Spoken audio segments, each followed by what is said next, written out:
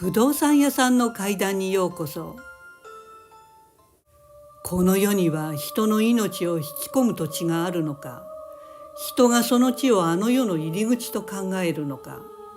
もしくはそこを人生の終焉の地として選ぶのか、そのどれなのでしょうね。さて、これは土木建築の会社にお勤めの男性、仮名ですが佐藤さんが若い頃に体験したお話です。当時佐藤さんは山梨県内の仮名ですが和田建設という会社に勤めていました。それは今から数十年前のこと。その日は朝から県内では大雨が降っていたそうです。台風がだいぶ近づいてきていたので、こういう日は土木工事の現場は休みになります。でも明日台風が上陸する可能性があるので、今日中に佐藤さんは御殿場の現場に視察に行かなくてはなりませんでした。それでも現場ですから2トンダンプを運転していかなくてはならず、朝からその用意でガタガタしていました。その上他県の他の仕事もあり、気がつくと朝出発するはずが午後にずれ込んでしまいました。すっかり遅くなっちまったと今からこの雨の中現場に向かうのがうんざりでした。悪天候ですからダンプは平時よりもゆっくり慎重に走らせなくてはなりません。それでも佐藤さんはタバコをくわえながらダンプで進み、まず県道を出ると精進湖線の道に入ったそうです。その道は天気の良い日には見事な富士山の姿が見られるのですが、あいにくの大雨ですから霞がかかり灰色の空だけでした。地元の山梨放送のラジオを聞きながら富士吉田の市街を抜け、さらに籠坂峠を登っていき、ようやく午後4時近くに佐藤さんは御殿場の現場に到着したそうです。現場では早速図面に基づく測量の確認や施工主との見積もりの最終確認などをして、なんやかんやで時間が過ぎ、ふと気がつくとラジオからは夕方のニュースが流れていました。佐藤さんはもうこんな時間か、早く帰りてえなと内心思いながら急いで残りの仕事を終えました。そしてまたタバコに火をつけ缶コーヒーを飲みながら、やれやれやっと帰れるとほっとし、ダンプに乗り込む頃には雨が一旦小降りになっていたそうです。小康状態の今のうちにとすぐダンプを発進させると、突然また激しく雨が路面を叩きつけてきました。フロントガラスのワイパーが雨に追いつかずにキュッキュと小刻みになっています。外から叩きつけてくる雨音でラジオもよく聞こえず、佐藤さんは聞くのをやめたそうです。そうこうするうちに帰りは籠坂峠を下っていき、雨で煙る山中湖畔を走っていました。もうすでに夏の黄昏時はとっくに過ぎ、富士吉田を通過して辺りがすっかり暮れた頃、佐藤さんのダンプは大雨の青木ヶ原を走っていました。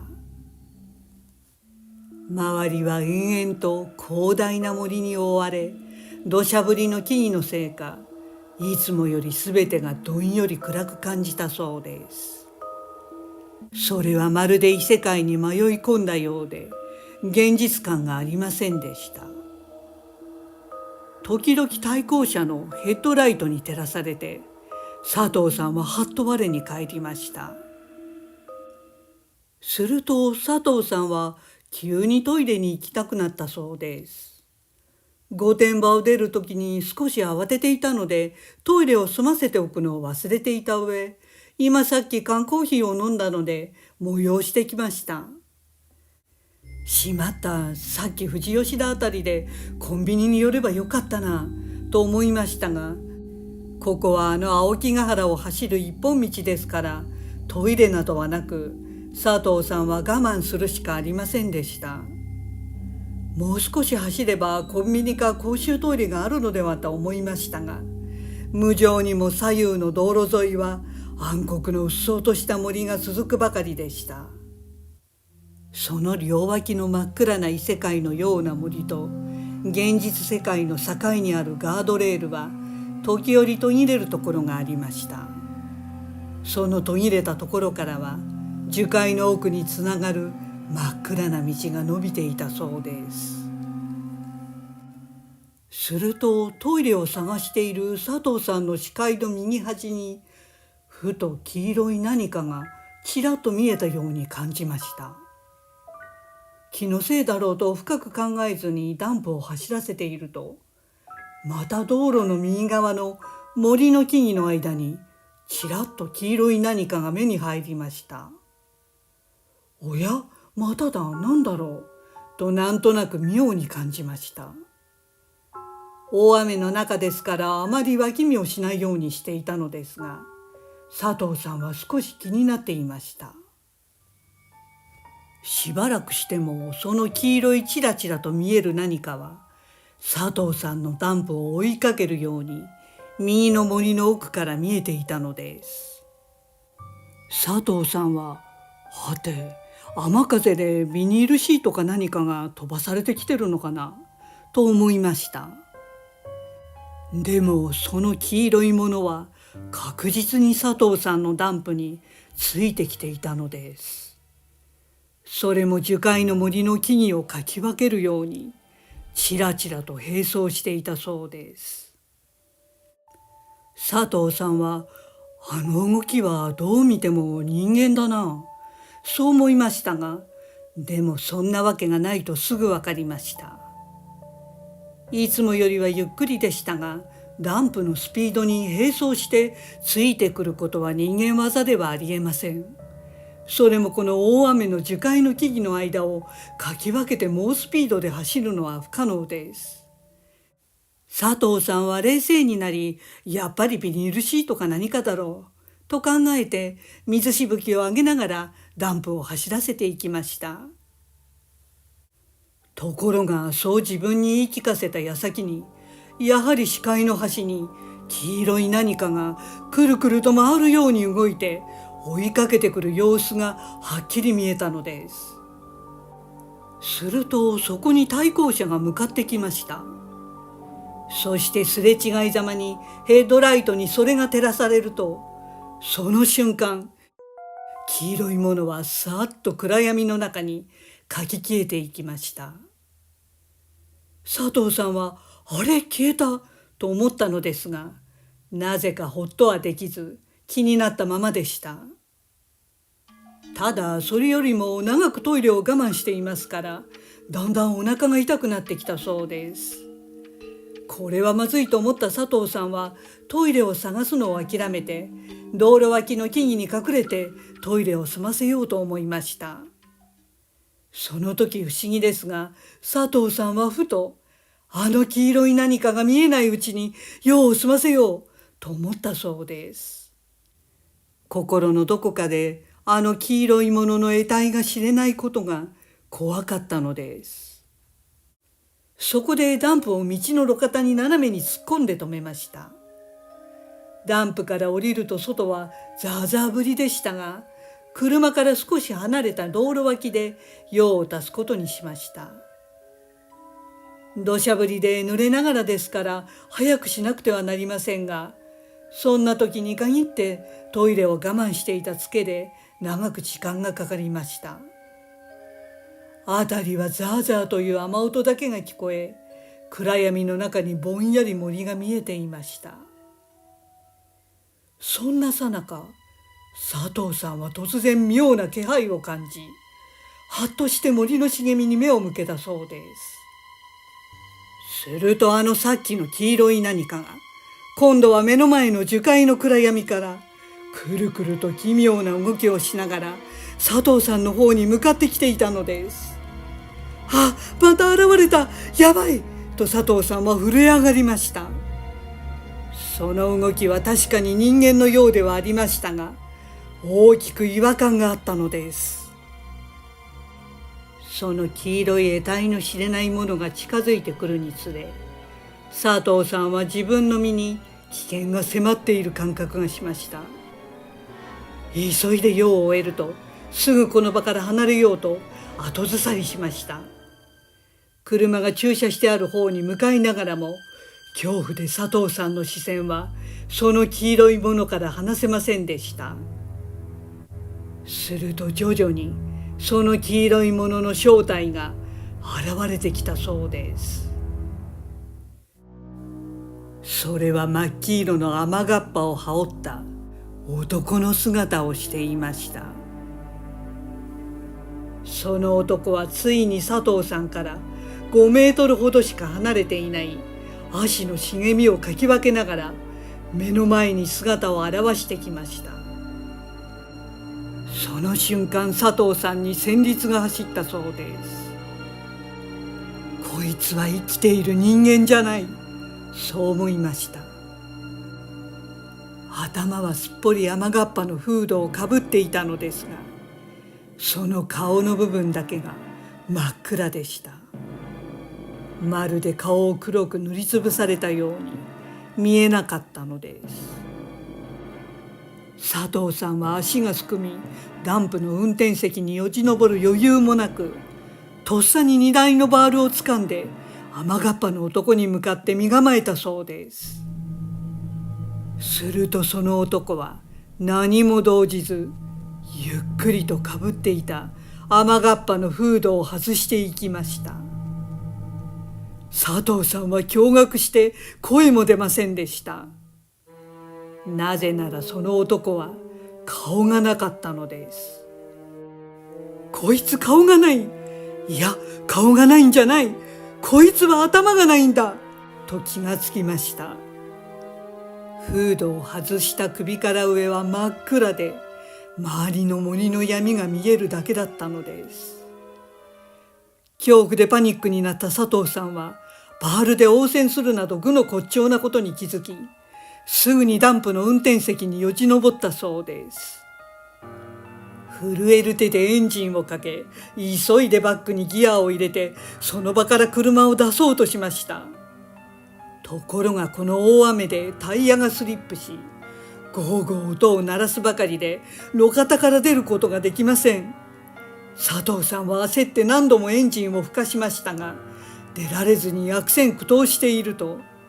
いつの間にか黄色い雨がっぱの男がダンプの真正面に立っていました。首のない胴体だけの男なのに、佐藤さんには男が自分を嘲笑っているのが分かりました。佐藤さんは恐怖から思わず「畜生!」と大声で叫ぶと、一瞬理性を取り戻したそうです。そうだ、バックがダメなら前進してみればいいんだ。そう思い、ヘッドライトをハイビームにしてローギアに入れ、一か八か前進しようとしました。でもその間も頭のない雨がっぱの男はフロントガラスの前に立ちはだかっています。この化け物めと叫びながらダンプを前進させ、再度バックギアに入れ直し、勢いよくバックすると、ずるずるスリップしながらもアスファルトの路面に後輪が乗ったそうです。佐藤さんは「やった!」と叫び、クラクションを目いっぱい鳴らしながら車体を完全に道路の上に乗せました。その瞬間、佐藤さんは冷静になり、ああ、自分は黄色の雨がっぱの男を引いてしまったなと思い、路肩をすぐ確認したそうです。するとたった今ダンプが止めてあった場所に、頭のない黄色い雨がっぱの男は依然として立っていました。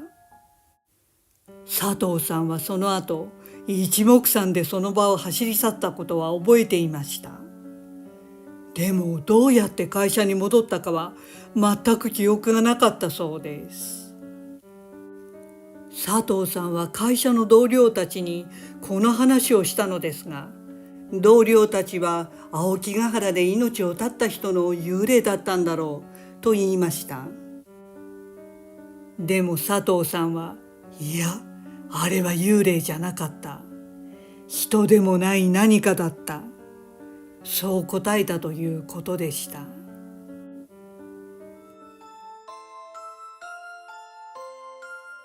不動産屋さんの階段です。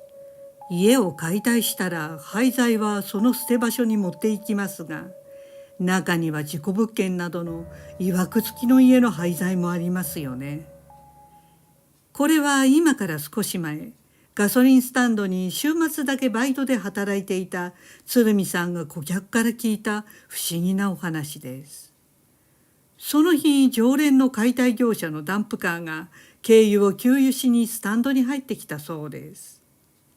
そのダンプの運転手は廃材置き場まで廃材を運ぶ仕事をしている男性で、仮に岡田さんとしておきます。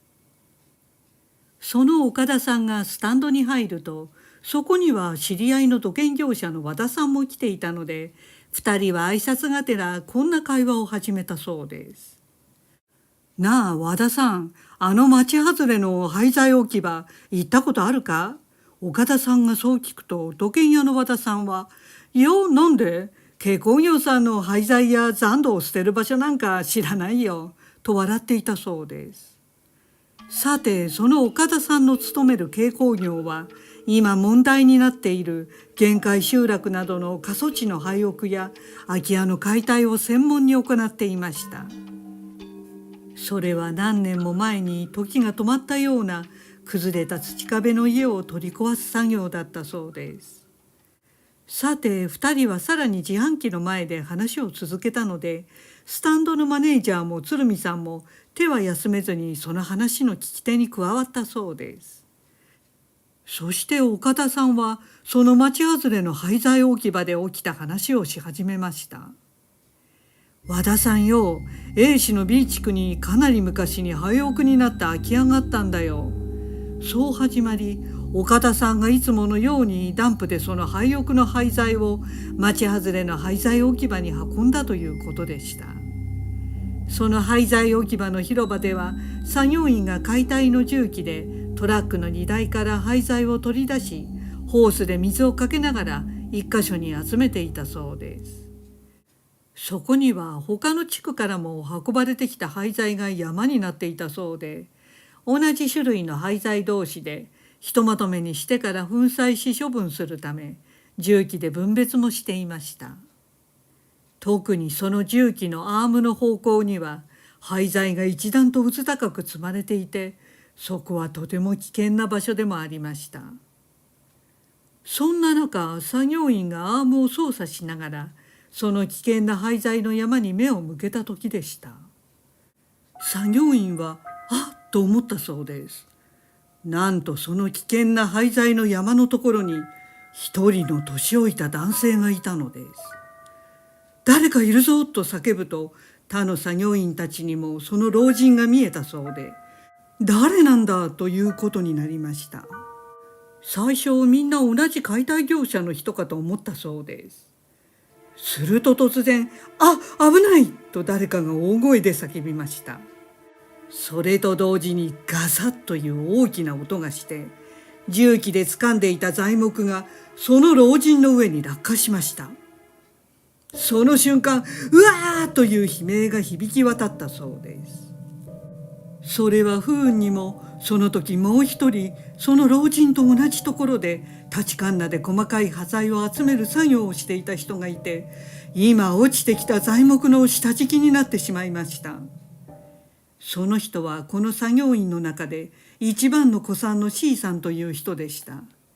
よりによってその落ちてきた材木はその C さんがあの A 氏から運んできた家の梁だったそうです。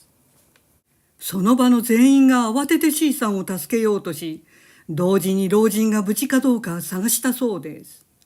ところが老人は見当たりませんでした。あのじいさんどこ行った？まさかじいさんも下敷きになっているんじゃねえか？などと口々に叫び、廃材の中を探しましたが見つかりませんでした。とにかく救急車を呼び、C さんだけが病院に搬送されたそうです。そして C さんが搬送されている最中も老人の捜索は続きました。この騒ぎで廃材置き場の周りはやじ馬だらけになったそうです。すると作業員の一人がはっと気がつきました。なんとそのやじ馬の中にあの老人がいたのです。そんなバカなと驚き、どうやって誰の目にも留まらずにあの老人は事故現場から一瞬にして避難できたのかと不可解でした。その後現場検証やら責任問題やらで数日作業が中止になったそうです。でも廃材置き場は他にはなかったので、やむなくすぐに作業が再開されたということでした。それからさほど経たない時でした。この廃材置き場の現場は外国人作業員もたくさん働いていたそうです。その中に南米のペルーから出稼ぎに来ている J さんという作業員がいました。その J さんがフォークリフトを操縦している時だったそうです。ダンプやフォークリフトが行き交う中に年老いた男性がいるのに気がつきました。危険だったので J さんは荒々しく声を上げてその老人にどくように注意したそうです。するとその直後 J さんは腕を廃材に挟んでしまう大事故に遭ってしまいました。ちなみに岡田さん曰く、自分が知っている事故だけでもこの2件で、実際には小さな事故も入れればもっとあったようだということでした。いよいよ作業場に緊張が走り、なぜか老人が現れた時に限り事故が起きるという噂になりました。そして不思議にも A 市の B 地区からの廃材が持ち込まれてから事故が多発していたことが分かりました。現場の作業員や解体業者らはこれはその廃材に何かあると考えるようになりました。この奇妙な偶然を気にする作業員も多く、そこで関係者が調べてみたそうです。その廃材がもともとあった場所は A 市の B 地区の廃屋ですが、その廃屋の元の住人は原因不明の病になり、一家は全員亡くなって家計は絶えたということでした。さらに詳しくその病の事実を調べようとしたのですが、町村の手をなさなくなってかなり経ち、市役所に問い合わせても何もわからなかったそうです。その病が何だったのか、どんな症状だったのか、残念ながら不明でした。ただ唯一分かったのは、ろうそく病と呼ばれる体が末梢部分から溶けていく病気があるそうで、それに酷似した病を患ってその家の主人は亡くなってしまったという噂でした。そしてみんな気味悪がってその家のあった場所ごと誰も住まない地区になってしまったそうです。こうして長くその家は空き家で放置され、廃屋となって解体されて持ち込まれたということでした。廃材置き場に現れる老人についてはこの世のものではないことだけは確かですが、その家の一族だったのかどうかは分からずじまいでした。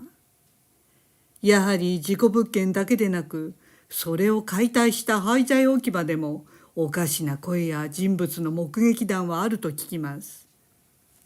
亡くなった人の強い怨念はその家についているのか、取り壊せばその廃材とともに怨念も廃材置き場に運ばれてしまうのでしょうか。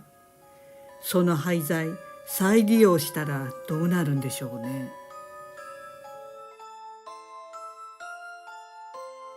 不動産屋さんの怪談です。これは東京の副都心池袋にあるあの複合施設の高層ビルで起きたお話です。以前にもこの60階建ての高層ビルでの怪奇現象の話をしたことがありますが、実はこの辺りはちょくちょくおかしな現象があるところらしいです。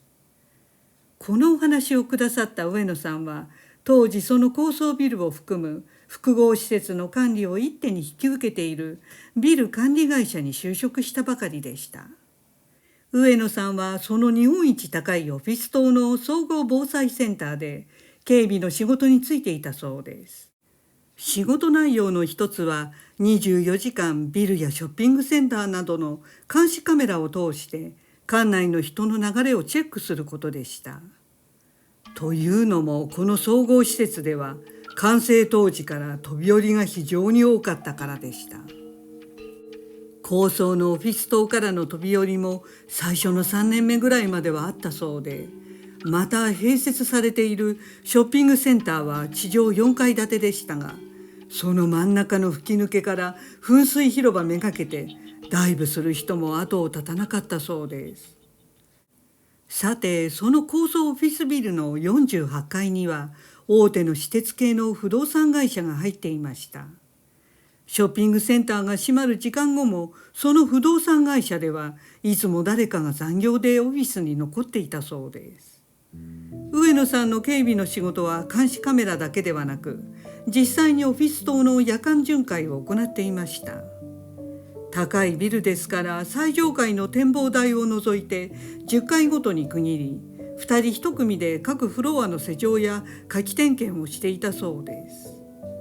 上野さんと相棒の A さんはその不動産会社が入っている階も点検する担当でした。2人は階段で上の階から移動して各階を巡回していきました。そしてちょうど不動産会社のある48階に差し掛かったそうです。上野さんはフロアの西側を、相棒の A さんは東側に分かれて点検していきました。そのオフィス棟には真ん中にエレベーターホールがあるのですが、担当している西側を上野さんが巡回している時でした。上野さんはハッとしました。エレベーターホールの壁にスーツ姿の男性がぐったりともたれかかっていたのです。上野さんは何事かとすぐ男性に駆け寄ると、男性は小刻みにガタガタと震えていたそうです。顔は血の気がなく、呆然として目の焦点が合っていないように見えました。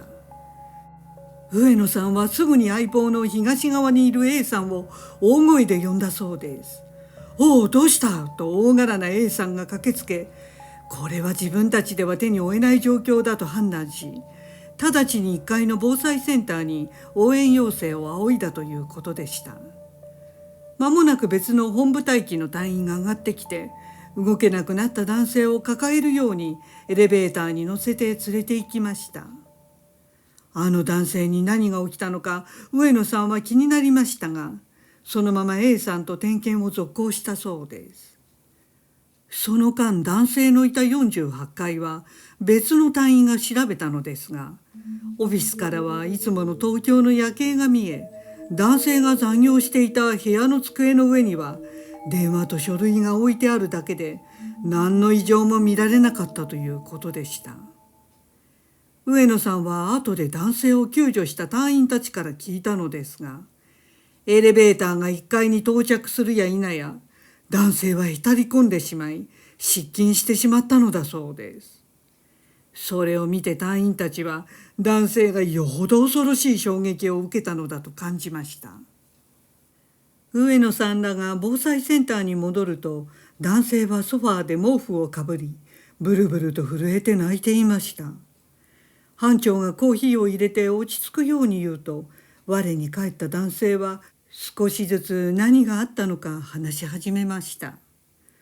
ただそれはどの人の良識からも外れた話だったことは前もって言っておきます。その男性は仮名ですが宮田さんという方で、48階の不動産事業部の営業マンでした。その夜は都内の物件の販売を取りまとめて、決済に向けた書類と新規開拓の案を週末の会議に向けて作成していたということでした。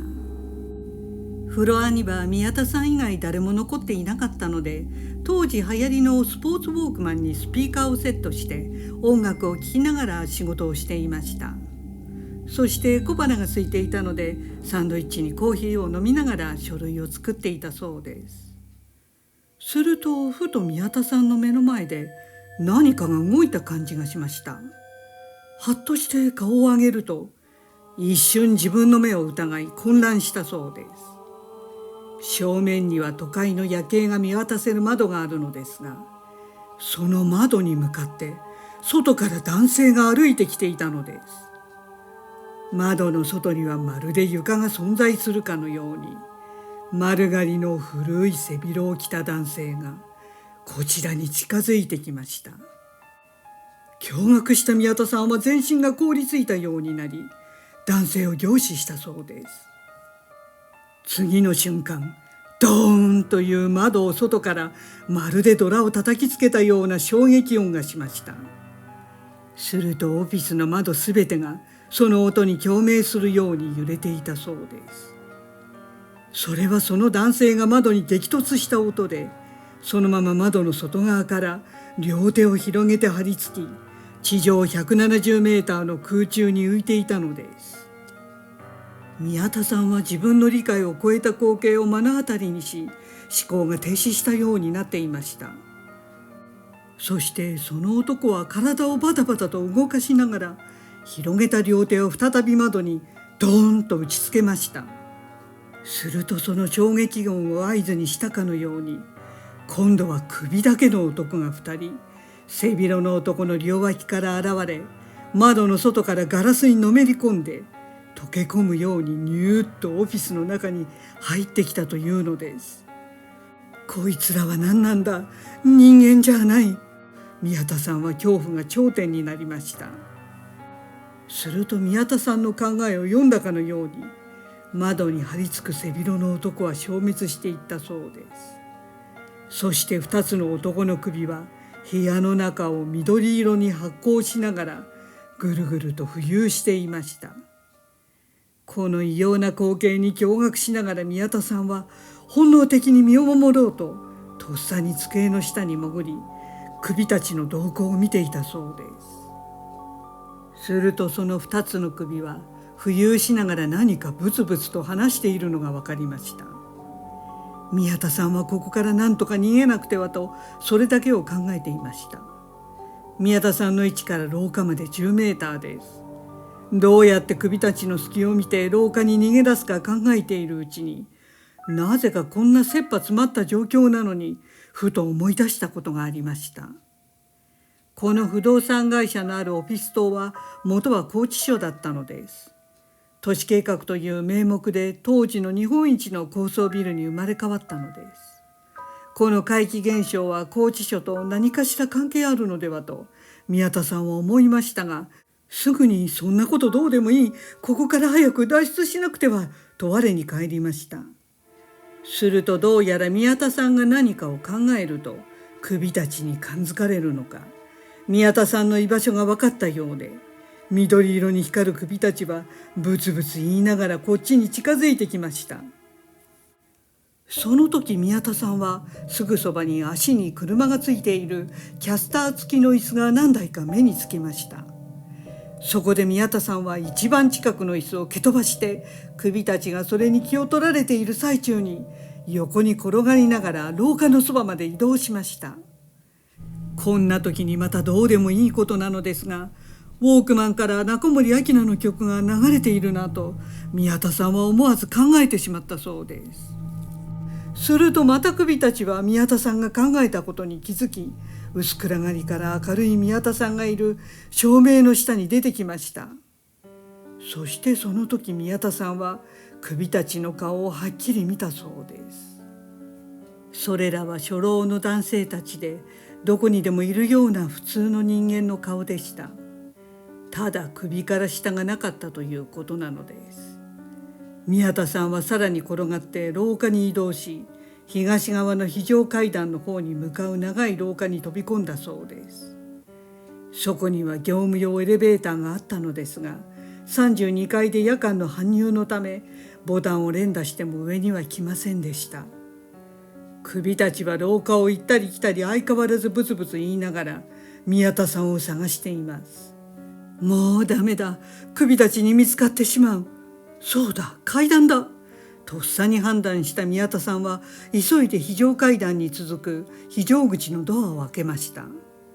そこは明るいだけの虚しい螺旋階段がありました。宮田さんはもう無理だと分かり、目には涙が伝ってきたそうです。首たちもそのドアから入ってきていたのです。宮田さんはドアにもたれてついに動けなくなってしまいました。すると奇妙なことが起きたのです。首たちはその宮田さんの体をスッとかすめて非常階段の上に浮遊して登っていきました。ああ、よかった。宮田さんは安堵しながらも恐怖で硬直した体のままでしばらく動けませんでした。とにかく戻ってくるかもしれないので今のうちに逃げなくてはと最後の力を振り絞り、宮田さんは中のエレベーターホールまで移動したところで力尽き上野さんと出くわしたということでした。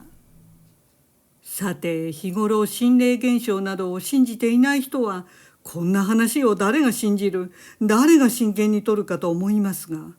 この後の防災センターでの対応が不思議でした。宮田さんの話を聞き終えると、班長は憔悴しきった宮田さんに帰宅を促し、家族が迎えに来たということでした。翌朝複合施設ですからデパートホテルもあるので、その班長らの招集がかかり、警備司令長巣鴨警察署から警察官らも防災センターに集まったそうです。宮田さんの事件を幹部や警察にどう話したのかは分かりませんが、しばらく事件のあったフロアを重点的に巡回し、非常階段の長い廊下に警備員の見張りが立ったということです。そして上野さんが聞いた後日談ですが、また別の事件が起きたそうです。まず非常階段は普通にテナントさんも日頃使っていました。ある日宮田さんの事件後は警備員が非常階段を見張っていたのですが、たまたまフロアの巡回に出てしまった最中でした。宮田さんの事件があった階より下の職場の女性職員が誰もいない非常階段を利用していたところ、首が浮いているのを目撃し大騒ぎになりました。女性は階段の壁に首が浮き上がって消滅するのを目撃して失神してしまったそうです。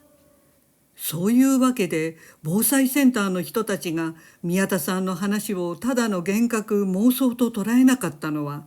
おそらく宮田さんの事件以前にも何か首にまつわる怪奇現象の報告があったからではないかと思います。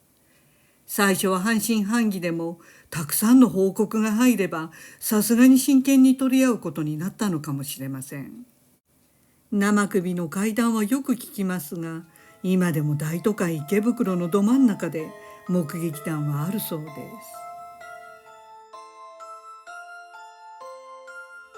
不動産屋さんの怪談です。これは今から10年以上前に仮名ですが江本さんという方が体験したお話です。当時江本さんは大阪の大学に通っていましたが、その大学の先輩に夏休みに海の家でバイトするんだけど手伝ってくれないかと頼まれたそうです。そのアルバイトは大学の長い夏休み期間中の2週間だけでした。江本さんは特に予定もなく小遣い稼ぎにもなるので、そのバイトを引き受けたということです。海の家ですから住み込みになるわけですが、誘ってきた先輩はそのバイト先のオーナーが親戚でもあったので、そのオーナーの家に泊まりながら働くことになっていました。江本さんはというと、そのオーナーが短期アルバイトの人用に借りているアパートがあったので、そこに泊まることになりました。早速初日の朝、江本さんと先輩は海の家に到着し、一通りの挨拶と仕事の説明を年配の雇い主のオーナーから受けました。そして先に荷物を下ろすため、オーナーが車で江本さんを宿泊するアパートに連れて行ってくれたそうです。そこはよくある木造2階建てのアパートで、上下合わせて6部屋あり、江本さんの部屋は2階の角部屋でした。部屋の中にはベッドとテレビ、エアコンがあり、小さな流し台もあったそうで、特別良い部屋とは言えませんでしたが、2週間だけの滞在には十分でした。さて、その日の午前中から仕事が始まりました。江本さんはもともと居酒屋でアルバイト経験があったので、仕事はすぐ飲み込めたのですが、海の家の繁忙期は想像以上に忙しく大変だったそうです。そして夕方5時に仕事を終え、オーナーがまた車で江本さんの泊まるアパートに送ってくれました。初日とあって江本さんはクタクタだったそうです。すぐにベッドに腰掛けてほっと一息つこうとした時です。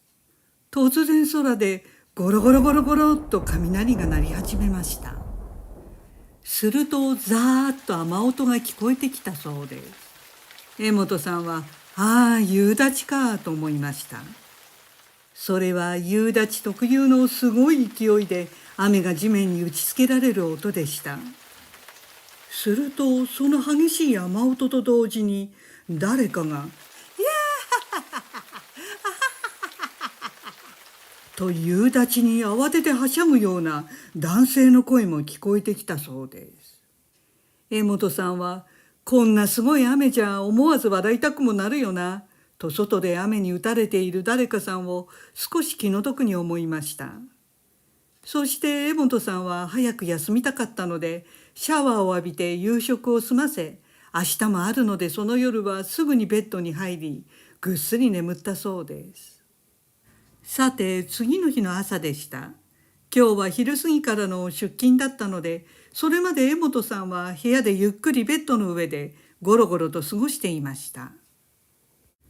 するとふとほのかな雨の匂いがしてきたそうです。あれ、雨降ってんのかなと思い窓を見るとすりガラスなので外の景色は見えませんが、ガラスに雨粒が伝っているのが分かりました。なんだ今日も雨か、江本さんがそう思うと、突然どこかから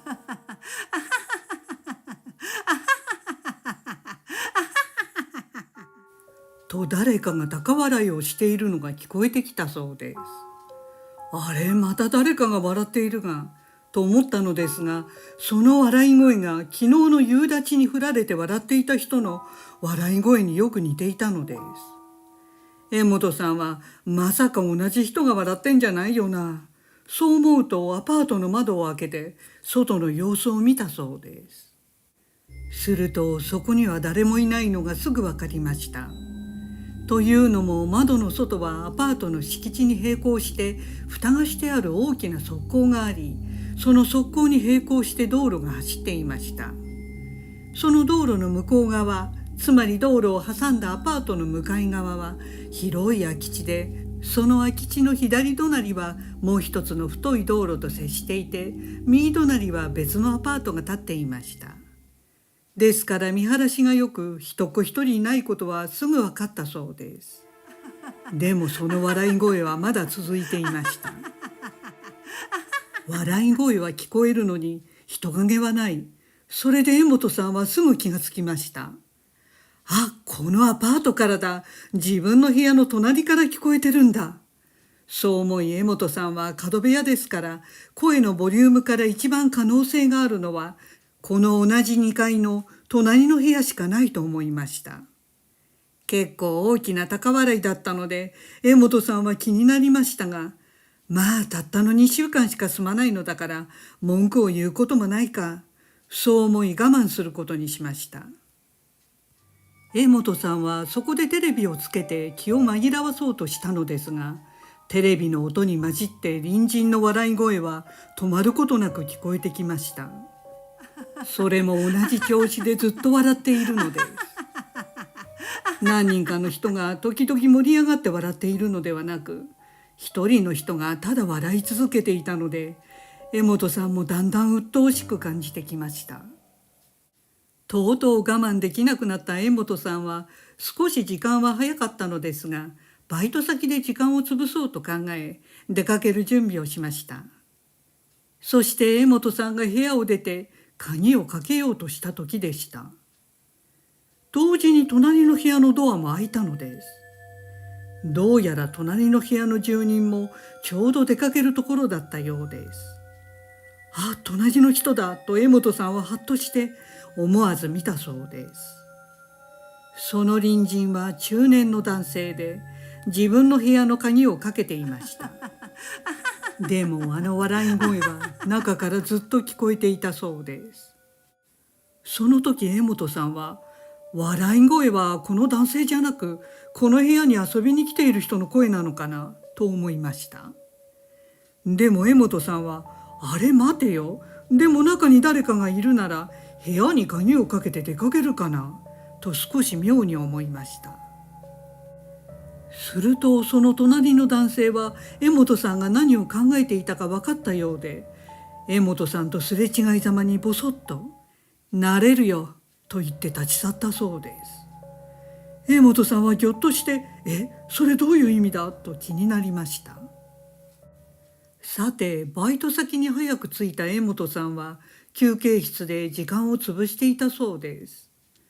するとそこにオーナーが来て軽く挨拶を交わした後で「ところで部屋あそこで大丈夫だった?」と聞いてきたのです。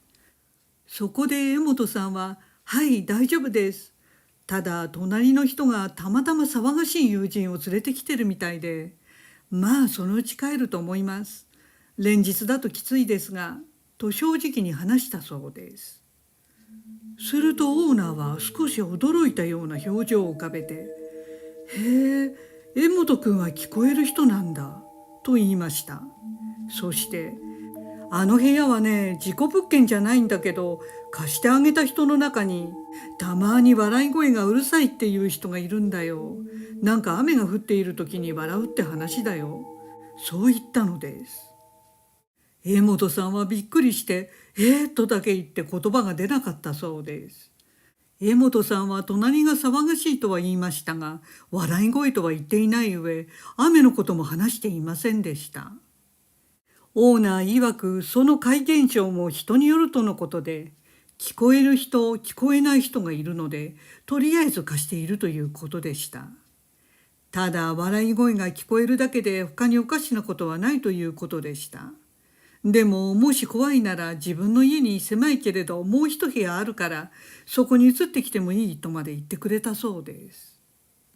にわかには信じがたい話ですが、江本さんは雨の日の笑い声だけならと少し安心してアプリで週間天気予報を調べてみました。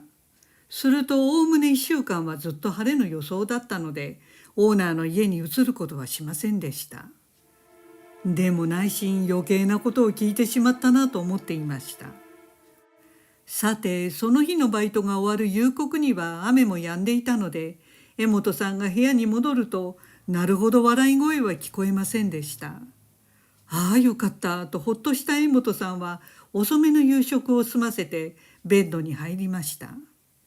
そしてすぐに深い眠りに入ったそうです。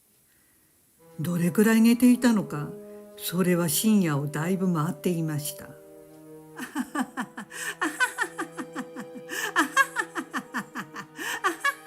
突然またあの笑い声が聞こえてきたそうです。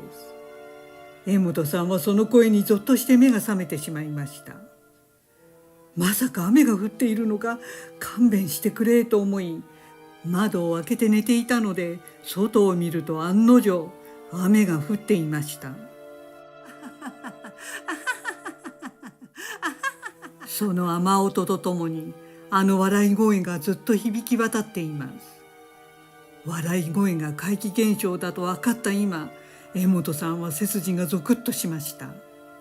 それでも開けっぱなしの窓から雨が降り込まないように窓を閉めなくてはと起き上がったそうです。そして窓の前に立つと外の景色が見えました。雨雲で真っ暗でしたが、わずかな街灯で前の広い空き地が見えていたそうです。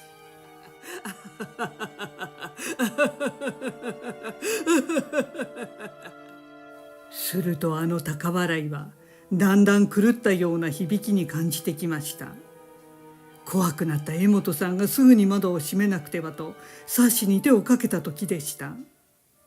前の空き地の地面で何かがうごめいているように見えました。雨粒が地面に激しく打ちつけているから地面がもぞもぞして見えるのかなとさらに目を凝らして見てみると江本さんは凍りついたそうです。その空き地の地面全体から何かが生えてきていたのです。まるで巨大ないくつものミミズが地面から湧いて出てきているようにも見えました。次の瞬間江本さんはうわーっと叫んでピシャッと窓を閉めたそうです。その空き地の地面から出てきたものはミミズなどではなかったのです。たくさんの人間の指がもぞもぞと土をかき分けて這い出てくる様だったのです。それは数えきれない数の人間の手が地面から生えてきていたのでした。すると恐怖が頂点の江本さんを嘲笑うように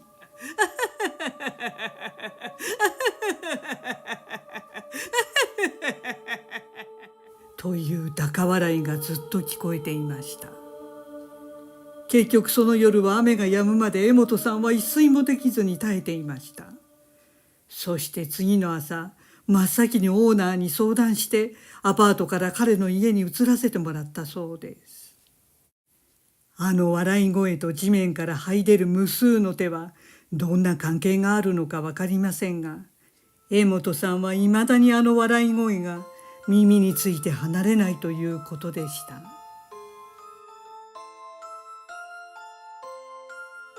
不動産屋さんの怪談です。このお話は東京板橋区にお住まいの60代前半の男性の方からいただきました。その方を仮に平井さんとお呼びします。平井さんは敏感なのか自分でもわからないが、どうしても近づくと胸からお腹にかけて圧迫感が起き、気持ちが悪くなる、そういう場所がいくつかあるというのです。例えば平井さんの本家が眠るお寺の墓地の敷地内などは強烈に具合が悪くなり入れないこともあるそうです。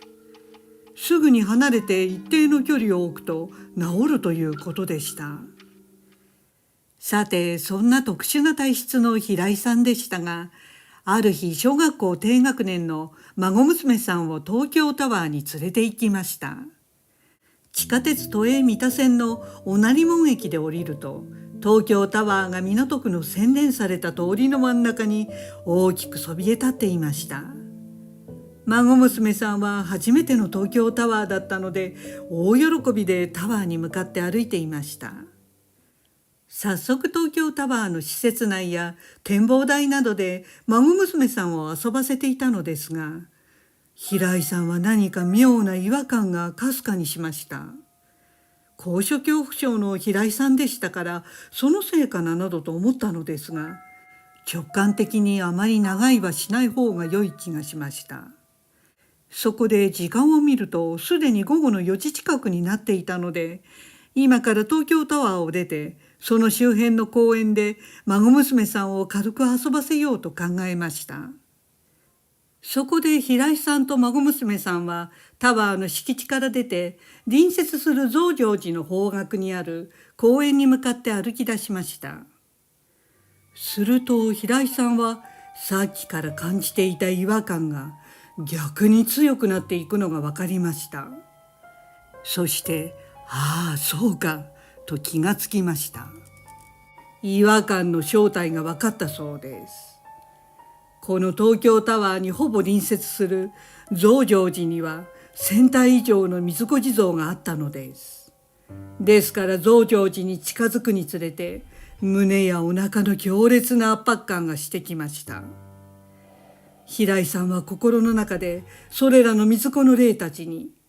俺は君たちのパパじゃない、この子も君たちのお姉ちゃんじゃないからあっちに行ってねと念じていたそうです。そして平井さんは胸を押さえながらふと孫娘さんの顔を覗き込みました。すると孫娘さんは真っ青な顔をして、おじいちゃん気持ち悪いとポロッと言いました。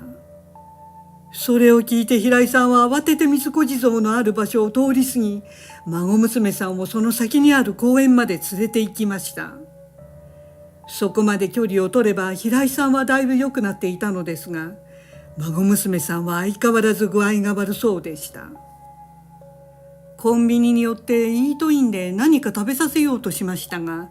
お腹が空いていないと言って飲み物しか受け付けませんでした。その後自宅のある板橋に近づくにつれて孫娘さんは回復し元気を取り戻したということで、平井さんはほっとしました。この時平井さんは、自分のこの体質は孫娘に遺伝したのではと先行きに一抹の不安を感じたそうです。平井さんにすればこんな体質は百害あって一理なしだと思っていました。さて、それからしばらくしたある日のことでした。平井さんは今度はその孫娘さんを自宅の近所にある小さな公園に連れて行ったそうです。ちなみに自宅がある板橋区には心霊スポットとして有名なあの T 団地や A 公園などがあるので、孫娘さんも敏感に感じることが分かった今、そういった場所にはくれぐれも近づかないようによく言い聞かせていました。さて、その近所の公園に着くと、すでに年の近い子供たちが数人遊んでいました。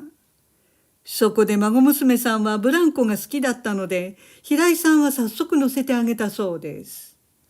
おじいちゃん押してというので、平井さんは孫娘さんの背中をゆっくり押してあげていました。孫娘さんがブランコで風を切って楽しんでいると、ちょうど空いている隣のブランコに一人の女の子が乗ってきたそうです。年の頃で6、7歳で孫娘さんとほぼ同じくらいの年頃に見えました。するとその女の子が子供らしく平井さんに向かっておしゃべりを始めました。あたし習字で賞をもらってママに褒められたのとか、絵も上手でパパに褒められたのなどと自分自身の話ばかりしてきました。まあ子供の言うことですから、平井さんもその子に合わせて「すごいね、上手なんだ」などと相槌を打っていました。そこで平井さんは孫娘さんのブランコを押しながら、隣のその女の子のブランコも押してあげたそうです。しばらくすると子供たちはブランコに飽きたのか、どちらともなく鉄棒に移動していきました。二人ともまだ小学校低学年ですから鉄棒がうまくこなせませんでした。そうこうするうちに孫娘さんが喉が渇いたというので、平井さんは公園内である自販機で飲み物を買い、ついでにもう一人の女の子にも「君は何飲む？買ってあげるよ」と聞きました。すると女の子は「大丈夫、いらない」というので、孫娘さんだけジュースを飲んでいました。その際に平井さんはふと公園内の時計を見たそうです。そろそろランチタイムだったので、一旦家に帰って昼ご飯を済ませてまたここに戻ろうと思い、そのことを孫娘さんに伝えました。孫娘さんも素直に帰ることに同意し、さあ家に帰ろうと公園を出ようとしました。その時平井さんはそのもう一人の女の子を気遣って、お昼ご飯の時間だから公園から帰るねと声をかけました。するとその女の子は、また明日同じくらいの時間に私公園に来るからまた遊ぼうねと言いました。平井さんもわかった、また明日ねと言うと、その子はまた公園内に戻っていきました。そして砂場や他のおもちゃで遊び始めていました。平井さんたちはさてとおもちゃなどを自転車に片付けながら、なんとなくその女の子の様子を見たそうです。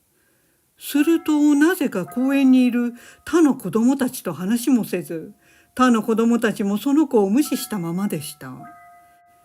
平井さんは同じ年くらいの子供たちなのに一緒に遊ばないなんてなんか変だなと思いましたが、孫娘さんを自転車に乗せて家に向かいました。するとその道すがらです。突然孫娘さんが「おじいちゃん、さっき誰と話してたの？」と言いました。平井さんははーっとなってしまいました。何を言っているんだと思い、さっきブランコで隣で漕いでいた女の子だよ。鉄棒も一緒に並んでやってたでしょ。と言いました。ところが孫娘さんは、さっきの公園はおじいちゃんと私しかいなかったじゃない。というのです。平井さんは、そんなバカな。と愕然とし、自転車を漕いでいる背中に冷たい悪寒が走っていきました。平井さんは何が何だかわからなくなり、じゃああの公園で見た数人の子供たちは何だったんだと頭の中は混乱していました。そして孫娘さんをあの公園にはしばらく連れて行ってはいけないと感じ、その日の午後は自宅で遊ばせたそうです。その翌日でした。平井さんはどうしても昨日のことが信じられず、あの女の子と約束をした午前中にその公園に一人で行ってみました。気味が悪かったので少し遠目に中の様子を見てみると、孫娘さんの友達の男の子 A 君と数人の男の子がいるのに気がつき、平井さんはその A 君に声をかけてみました。ねえ A 君、今日この公園に知らない女の子いた？と聞くと A 君は、朝から僕たち男しかいないよという返事だったので、平井さんはとりあえず昼まであの女の子が現れるかどうか様子を見ることにしました。やはり正午を過ぎても女の子は現れませんでした。平井さんは女の子の正体がほぼ分かったので、心の中であの女の子に向かって、パパとママが心配するからあんまり一人で公園とか出歩かない方がいいよと念じ、さようならと言って公園を後にしました。自宅に着くと孫娘さんに、昨日の公園には友達以外の子は来るの？と最後のダメ押しで聞いてみると、公園は学校の近くにあるため、基本知らない子を見ることはほとんどないということでした。平井さんは自分が見た昨日の公園の情景は自分だけに見えていたもので、あの時公園にいたあの女の子だけでなく、他の数人の子供たちもこの世のものではないことがやっと確認できたそうです。念のため事故物件検索サイトであの公園の近所などを調べてみると、火の玉がたくさんあったそうで、首吊り、練炭、飛び降りなどが頻繁に起きたエリアの公園ではありました。